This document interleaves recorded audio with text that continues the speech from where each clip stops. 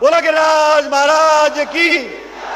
अरे भले आदमियों, इतने लोग आए, भारत की थी, और ये तो भरतपुर की मिट्टी है। यहां भरतपुर की मिट्टी में और यहां के पानी में एक अलग तरह का करंट है। ये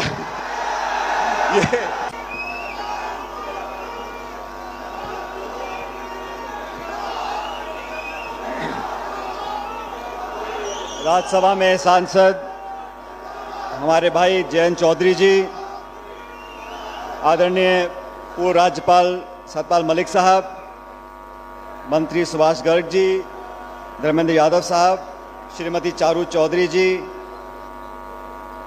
मदन भैया जी, अजय कुमार जी, चंदन सिंह जी, अमर सिंह जाटव साहब, मंच पर बहुत सारे हमारे नेता आज मौजूद हैं। आज 23 दिसंबर को पूर्व प्रधानमंत्री स्वर्गीय चरण सिंह जी की जयंती है और 120वीं जयंती है। आज मैं इस मंच के माध्यम से अपनी तरफ से उनको बहुत बहुत श्रद्धांजलि देना चाहता हूं और मैं धन्यवाद करना चाहता हूं जयंत जी का कि इन्होंने आज यहां पर आदरणीय स्वर्गीय चरण सिंह जी को याद करने के लिए, उनको नमन करने के लिए इस कार्यक्रम का आयोजित किया और इस कार्यक्रम में मुझे आमंत्रित किया। इसके लिए मैं जयंत जी का बहुत बहुत आभारी हूं। दोस्तों, साथियों, ये समय बहुत चुनौतीपूर्ण है।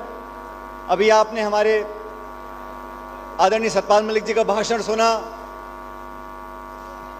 चौधरी चरण सिंह जी ने अपने जीवन काल में एक ऐसे वर्ग के लिए संघर्ष किया जो वर्ग आज भी वंचित है, जिस वर्ग को सबकी सहायता की जरूरत है। किसान वर्ग जो जमीन में मेहनत कर कर अनाज पैदा करता है, उसकी सहायता सहयोग करने के लिए सभी लोगों को सामने आना होगा। ये बात कल भी सच थी, आज भी सच है और आगे भी सच होगी। इसलिए आज मंच पर जितने सब लोग बैठे हैं वो सब किसानों के लिए, मेहनतकश लोगों के लिए और इस देश की उस जनता के लिए जो इस पूरे मुल्क का पेट पालती है, उन लोगों के लिए एक साथ खड़े होने का समय आ गया। इसलिए दोस्तों, बुजुर्गों, नौजवान दोस्तों, मुझे जयंत चौधरी जी और मैं संसद में साथ रहे, स्वर्गीय अजीत सिंह जी और मैं भारत सरकार में हम लोगों को साथ काम करने का मौका मिला और आज मैं स्वर्गीय चरण सिंह जी की जयंती पर आप सब लोगों से आवेदन करने आया हूं कि हमें उस महान आत्मा को याद करना चाहिए जिन मुद्दों को लेकर, जिन लोगों को लेकर वो आगे बढ़े थे। आज जरूरत है कि सबको मिलकर काम करना चाहिए और आने वाले समय में इस समाज में जो चुनौतियां हैं, अगर उन चुनौतियों का सामना करना है तो सबको मिलकर करना पड़ेगा। केंद्र की सरकार ने जो 3 कृषि कानून लागू किए थे, हजारों लाखों किसानों ने दिल्ली की घेराबंदी करी।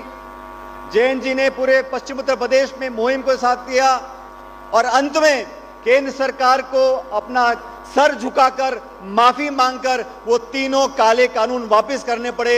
ये इस बात को दिखाता है जब किसान एकजुट हो जाएगा, जब किसान की बात को मजबूती मिलेगी तो बड़े से बड़ी ताकत को हमारे सामने झुकना पड़ेगा।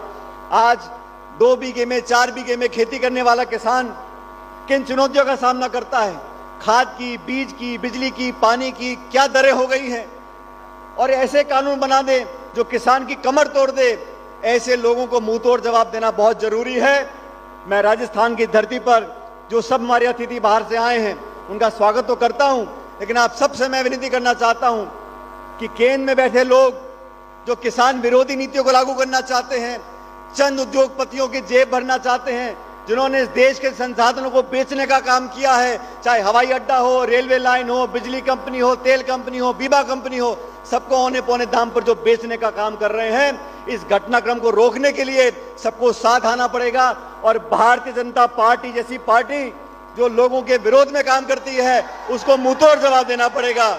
मैं तमाम नौजवान साथियों का आह्वान करना चाहता हूं, जैन जी, आप उत्तर प्रदेश में या बाकी राज्यों में हम सब लोग मिलकर भारतीय जनता पार्टी को, अगर हम सब लोग इकट्ठा मिलकर काम करेंगे तो कोई कितनी बड़ी ताकत लेकर आ जाए, लेकिन किसान के सामने उसको झुकना पड़ेगा, ये संदेश यहां से जाना चाहिए।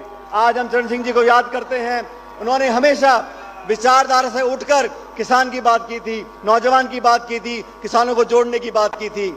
और ये तो भरतपुर की मिट्टी है, यहां भरतपुर की मिट्टी में और यहां के पानी में एक अलग तरह का करंट है।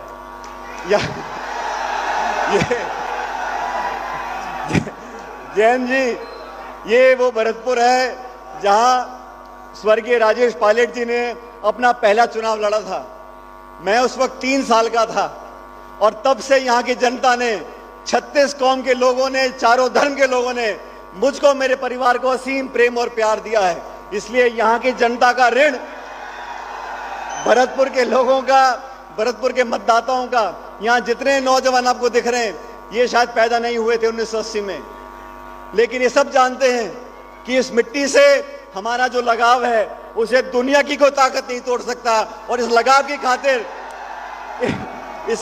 खातिर मैं आपको यह आश्वासन देना चाहता हूं कि जिस मुद्दे को लेकर आप भी लिखने हैं सदन में, सड़कों पर, हमारे राहुल गांधी जी यात्रा कर रहे हैं, लोगों को जोड़ने की बात करते हैं, महंगाई, भ्रष्टाचार, भुखमरी, बेरोजगारी, इन सब मुद्दों से जूझने के लिए हम सबको मिलकर संघर्ष करना पड़ेगा। और मुझे पूरा विश्वास है 2024 का जब चुनाव आएगा, ये जो भाजपा का गठबंधन है, अगर सब लोग उत्तर, पूर्व, दक्षिण मिलकर काम करेंगे तो केंद्र की सरकार को भी हम लोग हटाएंगे और यहाँ पर किसानों को आगे बढ़ने का मौका हमें मिलेगा। आज आपने मुझे यहाँ पर आमंत्रित किया, मैं आपका धन्यवाद करना चाहता हूँ। आपका राजस्थान आप आए, आपका स्वागत करना चाहता हूँ और यहाँ के 36 कौम के लोगों से आवेदन करना चाहता हूँ, आने वाले समय में मिलकर काम करेंगे और जो वादे किए हैं उन वादों को हम पूरा करेंगे। मेरे साथ जोरदार नारा लगाना, बोलो गिरिराज महाराज की। अरे भले आदमियों, इतने लोग आए बाहर से और आवाज आपकी निकल नहीं रही। बोलो गिरिराज महाराज की। गर्ग साहब कहाँ हैं? गर्ग साहब बोले, आप भी नारा देना, गर्ग साहब भी। बोलो गिरिराज